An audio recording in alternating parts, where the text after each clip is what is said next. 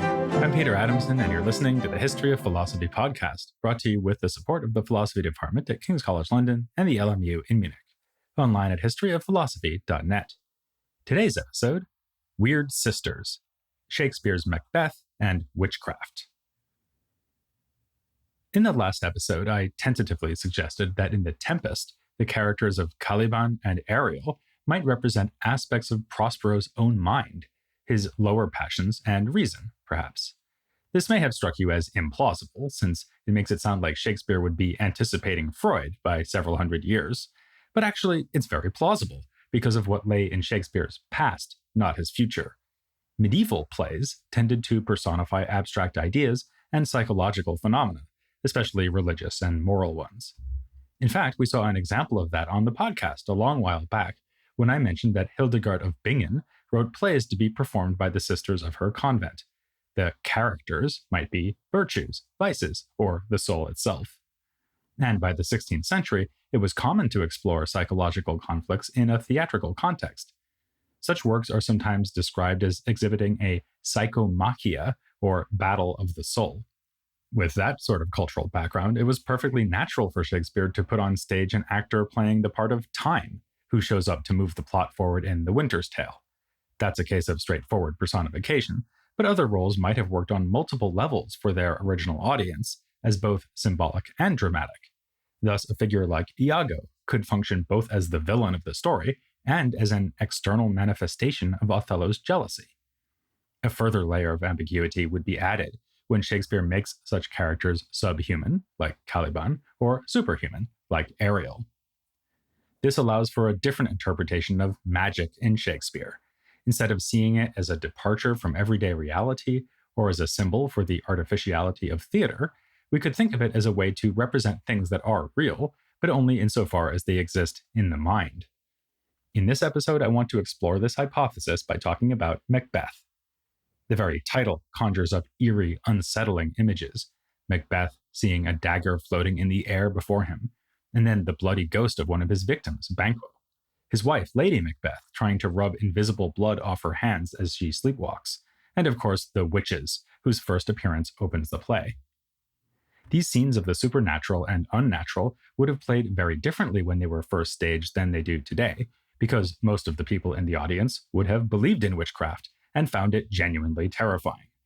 So, to understand these elements of Macbeth and what they might have to do with philosophy, we need to take a detour into the fascinating and disturbing world of early modern beliefs about witches. The first thing to say is that it's a bit unfair of me to focus on this topic here in a series of episodes on Shakespeare, because in this period, accusations of witchcraft were vastly more common in continental Europe than they were in England. Thousands of supposed witches were tried and executed in Germany, for instance, whereas in England we're talking about figures in the low hundreds, with an outsized proportion of those cases coming in Essex for some reason. Still, for Elizabethan and Jacobean theatergoers, witchcraft was a serious concern. Indeed, it was a serious concern for Elizabeth and James themselves. Both of their reigns saw statutes passed that lay out punishments for engaging in witchcraft.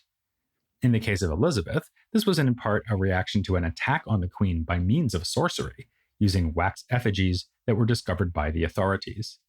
King James even wrote a treatise on demonology, in which he piously explained that we may best know God by coming to understand the works of his enemy, the fallen angel Satan. The personal interest taken in this threat by heads of state, no less, obviously suggests a political context for the witch trials, and many scholars have tried to fill out that context. One obvious point is that the time of the witch trials coincides with the time of Protestantism and the unrest it unleashed. In politically unsettled times, accusations of black magic were perhaps a way to enforce orthodoxy and conformity. Also, there's some evidence that in England, such accusations were more common in places where Puritanism was especially strong. A common theme in Protestant writings on witchcraft was that the practice had something in common with Catholicism. Where the godly Reformed folk believed that the time of miracles was long past and approached religion as a matter of individual spirituality, the Catholics were still mired in superstition and believed in supernatural works that required the employment of physical objects. So, witch hunting may have been an extreme expression of reformism, the ultimate form of Protestant discipline. That isn't a fully adequate explanation, since there was quite a bit of Catholic witch hunting too, but there's no doubt that witches were understood as an inversion of true religion. They celebrated black Sabbaths with the devil, engaged in processions, observed special unholy days mirroring the holidays of the true church, and so on. This, by the way, is a common feature of beliefs about witchcraft all over the world.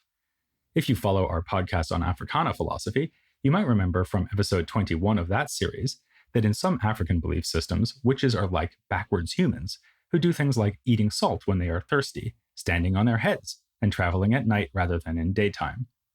Similarly, in Shakespeare's England, witches were thought to worship the devil with their backs turned to him, make the night air thick so they could fly through it, and stare at the ground when speaking instead of making eye contact, which also casts suspicion on modern-day philosophers. Another kind of historical context is provided by something we talked about last time, the economic precarity of 16th century England. Scholars have noticed that the accused were often poor, old, and, of course, female. These were marginal and sometimes indigent people who survived by begging for charity. A classic scenario is that the neighbors of such women, who were also very poor, felt unable to help them. Turned away with nothing, the woman might react angrily or mutter curses under her breath. If the neighbors then fell ill or had a bad harvest or had livestock die, then charges of witchcraft might result, a manifestation of guilty feeling on the part of the neighbors who were happier to see the old lady as unholy than to see themselves as uncharitable. On this account, too, witchcraft would be another manifestation of the religious and socio-economic upheavals that disrupted the bonds of medieval society. As we know from the humanists and their anxious writings about the Commonwealth, the elite of English society were well aware of dissension and violence amongst the general population, so we might expect these elites to have misgivings about the vogue for accusations of witchcraft, and indeed historians tend to understand the relatively low numbers of convictions and executions for witchcraft in England as a case of top-down resistance to a bottom-up expression of social disharmony. More generally, a mainstay of scholarship on early modern witchcraft is the contrast between popular and elite attitudes on the subject. Amongst common folk, belief in magic and witchcraft seems to have been extremely common, if not universal. Even in areas with hardly any witch trials, like Wales, people certainly believed that witches existed. This point has been made in a vast and rich book by Stuart Clark, called Thinking with Demons, The Idea of Witchcraft in Early Modern Europe. He says that in popular society, talk of witchcraft was just the language of everyday misfortune. In a world suffused with the supernatural, people also turned to so-called cunning men and women for the benefits to be had from white magic, like healing from illnesses or prediction of the future. This was a stark contrast to the attitudes of the educated scholars, who uniformly condemned all use of magic, whether for good or bad ends. These men, of course they were almost all men, just as the witches were almost all women, wanted people to put their trust in God, not in a local healer or soothsayer. Were the elite scholars also more dubious about the very existence of witchcraft than their contemporaries? The answer is not a straightforward one. At one extreme were authors who issued manuals for witch hunting and dire warnings about dark magic. King James's treatise on demonology is a famous example, but certainly not the first. It was preceded by a treatise called Hammer of Witches, surprisingly produced not by a heavy metal band, but by two Dominican inquisitors from Germany named Heinrich Kramer and Jakob Sprenger. Then there was a work I already mentioned about 20 episodes ago, called On the Demonomanie of Sorcerers. It came from the pen of the great French political writer Jean Bodin. As I suggested back then, Bodin's choice to write on this topic at first seems odd, but in fact fits perfectly with his ambition to promote social cohesion and order. He wanted the state to stamp out black magic just as it might stamp out theft or more conventional violence. While Bodin took a strong position against witchcraft, a number of other figures who are familiar to us adopted a more balanced attitude. For them, magic and witchcraft were real, yet accusations of witchcraft were often bogus. A good example would be Cornelius Agrippa, who, as you might recall, wrote about magic, but also defended an accused witch in the city of Metz. Such figures as Paracelsus and Symphorien Champier were also alarmed by the way charges of witchcraft were being thrown around, yet in principle accepted that witchcraft is possible. Down in Italy, a comparable example would be Strix, a dialogue about the reality of witchcraft by Gianfresco Pico della Mirandola. It stages arguments between skeptics and believers, with the believers winning out in the end, in part on the predictably humanist grounds that similar phenomena are known from antiquity. In these cases, the moderate skepticism that was so widespread in 16th century philosophy was simply not skeptical enough. What was really needed was some thorough, wholehearted debunking, for which we can return to England and a book called The Discovery of Witchcraft, written by Reginald Scott and published in 1584. The title meant not discovering and prosecuting witches, but to the contrary, unmasking witchcraft itself as fraudulent. Scott was convinced that witch hunting would undermine the very aim Baudin wanted to pursue, namely social harmony. Appalled by an outbreak of accusations in Kent over the previous 2 decades, he set out to show that tales of black magic were just that, tales without substance. They had to be because the devil and his demons are themselves without substance, and presumably without tails too. They do exist, but are incorporeal forces that cannot interact with physical bodies. As for the humans who were supposed to be witches, ascribing magical abilities to them was clearly irreligious, since supernatural power belongs only to God. How then to explain widespread belief in sorcery, and especially the fact that some people actually believed themselves to be witches and openly admitted their guilt? To answer this question, Scott turned to the scientific theories of his day, citing those he called learned philosophers and physicians. He acknowledged the existence of what was sometimes called natural magic, which sounds like a contradiction in terms. Isn't the whole point of magic that it is unnatural or supernatural? But this was a widely acknowledged category in the period, and really just referred to natural causes whose workings are obscure to humans. There were plenty of examples of such occult powers, like the attractive powers of magnets, and the healing effects of certain herbs, and in general, Scott says, the hidden secrecies of living creatures, of plants, of metals. So-called cunning folk might just be people who knew about these powers, for instance, which plants would treat which illnesses. In a sense, Scott was not too far away from the elite demonologists and witch hunters here, since they usually accepted that the devil and his servants brought about their effects through natural means. To say otherwise would be to put their power on a par with God's. But for Scott, their claims about witchcraft, being contrary to nature, probability, and reason, are void of truth or possibility. The power of nature also helps to explain why people believed in witchcraft in the first place. Scott repeats an anecdote told by Gerolamo Cardano about a servant who was strongly convinced that he was a powerful witch. His master provided him with a heartier diet, until, Scott writes, the man was recovered so in strength that the humor was suppressed, he was easily won from his absurd and dangerous opinions, and from all his fond imaginations. 2 words in this passage are worth lingering over, humor and imagination. As you know, medical theory in this period posited 4 fundamental bodily humors, one of which was especially important in this context. This was black bile, an excess of which was thought to lead to the disease called melancholy. Actually, this word comes from the ancient Greek words for black and bile. Melancholy had long been associated with delusions, so it was natural, in every sense of the word, for Scott to argue that supposed witches were merely suffering from this illness. In particular, melancholy was having profound effects on their imaginations. Scott tells of melancholics who thought they were kings, or earthen pots, or the mythic Atlas, who holds up the heavens with his mighty hands. Scott's discovery of witchcraft offered a sophisticated and powerful critique, but did not really have its intended effect. Its proposal that demons are immaterial and thus completely outside of the causal framework of our world was unacceptable to most contemporaries. In fact, when witchcraft trials in England started to subside around 1620 or so, it was not so much because people stopped believing in witchcraft as because people stopped thinking they could prove that it had been used on particular occasions. Through this whole period, there was a steady move away from the medieval practice of subjecting suspected witches to an ordeal, like throwing them into water to see if they would float. Instead, the accused were put on trial, not unlike the inquiries into heresy we just talked about in connection with Hamlet. The legal process involved collecting witness statements and evidence, though this was rarely evidence in any sense we would find plausible today. For instance, it was common to look for a devil's mark, like an extra nipple, which is where the witch would feed her demonically possessed familiar animal. But more often than not, lawyers and judges were making do with mere rumor and angry accusation, which was not enough to secure a conviction.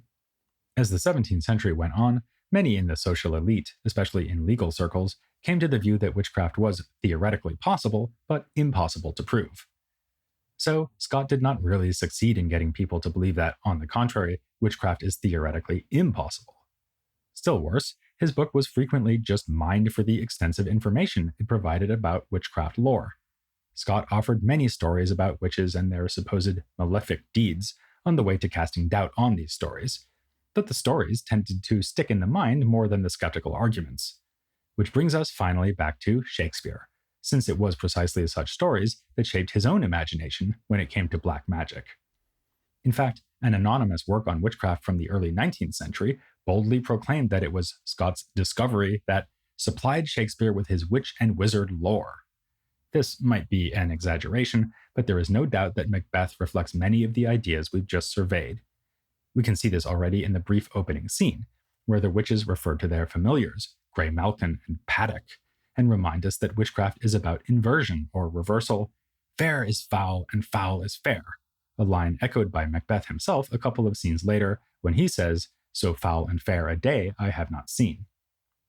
Further on in the play, we see that the three witches are only representatives of greater, darker powers, whom they call masters. These are spirits, who show Macbeth misleading riddles about his future, and Hecate, the goddess of witchcraft. There are also mentions of Satan as the common enemy of man and the angel served by the wicked Macbeth. We even get references to such specific ideas as that the devil can thicken and obscure the air, as described in King James's work on demonology. Here, too, the weird sisters can fly through the night or summon storm winds that fight against the churches. By the way, weird doesn't necessarily mean that the witches are strange. It comes from the Old English word for fate. That fits with the function that the witches play in the plot. By offering Macbeth one prediction that the audience already knows will come out true, Macbeth's promotion to the title of Thane of Cawdor, they tempt him into murdering the good King Duncan so as to seize the crown that the witches additionally promise him. On a straightforward reading, Macbeth is like any number of classical figures who followed an ambiguous prophecy to their own doom. And like any number of writers on demonology, indeed, like King James, whose reign is mentioned in the play, Shakespeare is teaching the audience that no good can come of trafficking with demonic power. As Banquo warns Macbeth, oftentimes to win us to our harm, the instruments of darkness tell us truths. But there are also hints at a view of witchcraft more like Scott's. Macbeth poses the question whether the witches are corporal, and more importantly, is uncertain as to whether the things he is experiencing are real. This may lead the audience to be uncertain too. Is Macbeth misled by dark forces that lie outside him, or by a darkness within his soul? The best example would be the famous scene where Macbeth sees the weapon he used to murder Duncan floating in the air, and wonders aloud, "Art thou but a dagger of the mind, a false creation, proceeding from the heat-oppressed brain?" One can easily picture Reginald Scott shouting from the back of the Globe Theatre, "Yes, that's exactly what it is! You have melancholy! Go see a doctor!" He would feel further vindicated during the sleepwalking scene, in which a doctor actually appears on stage, and to say of Lady Macbeth that she is troubled with thick-coming fancies. Similarly, Lady Macbeth herself tells her husband, when he is terrified by the vision of Banquo's ghost, "It is the very painting of your fear." Macbeth is more credulous demonologist than hard-nosed natural philosopher. When presented with the doctor's analysis of Lady Macbeth's situation, he says, "Throw physic to the dogs, I'll none of it." But, as the dagger scene shows, he is well aware that his own imagination cannot be trusted. Reflecting on the prophecy of the witches, he says, "This supernatural soliciting cannot be ill, cannot be good. Present fears are less than horrible imaginings. My thought, whose murder yet is but fantastical, shakes so my single state of man, that function is smothered in surmise, and nothing is but what is not." Macbeth's weakness in the face of his horrible imaginings goes hand in hand with his weakness in the face of temptation and political ambition. If he has any saving grace, not that it would actually save him by the religious standards of the day, it is that he, at least, Hamlet-like, dithers before embracing his foretold fate. No such hesitation for Lady Macbeth. In Act 1, she works to finish what the witches have started by getting her husband to screw his courage to the sticking place and murder the king. Or perhaps I should say, she finishes what the other witches have started. In other words, is Lady Macbeth also supposed to be a witch, or comparable to a witch?